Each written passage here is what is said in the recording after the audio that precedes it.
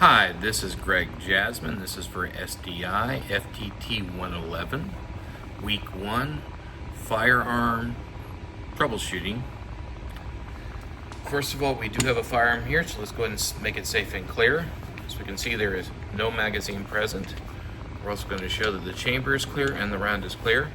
The bore is inspected, and I'm checking it personally. This firearm is clear.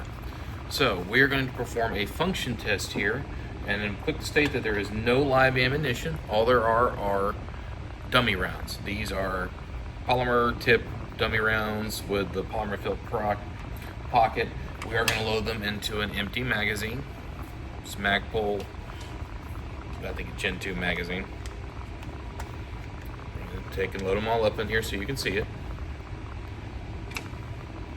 And we're going to load in 3 rounds.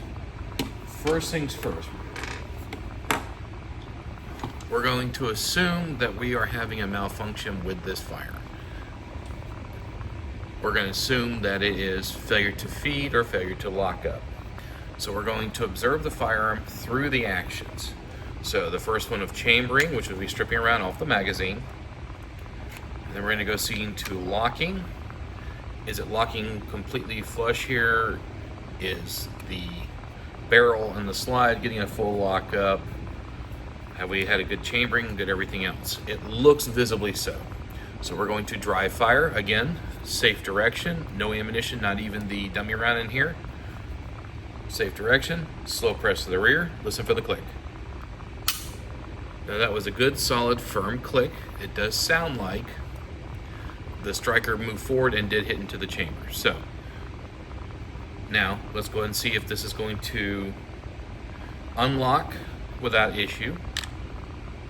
No issues there. Is it going to extract and eject? Well, we don't know because we don't have dummy rounds in. So that's where the dummy rounds come into play. So, but we do know that at least it is chambering and locking up correctly. Let's see about the rounds. Again, dummy rounds, no live ammunition present. So again, we're going to go through the steps. We're going to go ahead and chamber it and let it chamber on its own. So it is chambered and locked. And again, we have a good seat. It looks proper. It looks like we're headspaced correctly. We're going to, again, safe direction. No ammunition. Good slow press to the rear. Now let's see if it'll extract and eject. Aha! So there we go.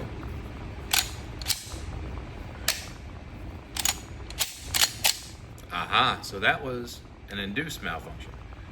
The magazine was not seated all the way. Let's check it again. What do you know? It's ejecting just fine, extracting just fine. One more time, nice and slow. There you go. Now I will say with these polymer tipped dummy rounds, they do tend to have the tendency to get stuck. That's just the nature of these.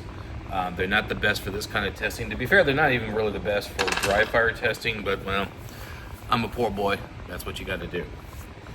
So, if we know it is doing all 7 steps properly, we're getting a good primer strike on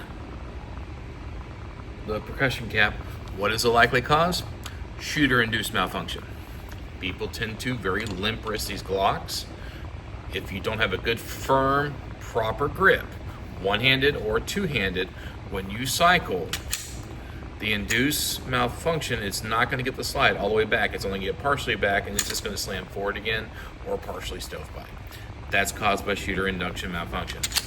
Again, it's Greg Jasmine, SDI, FTT 111, Week 1. See you later.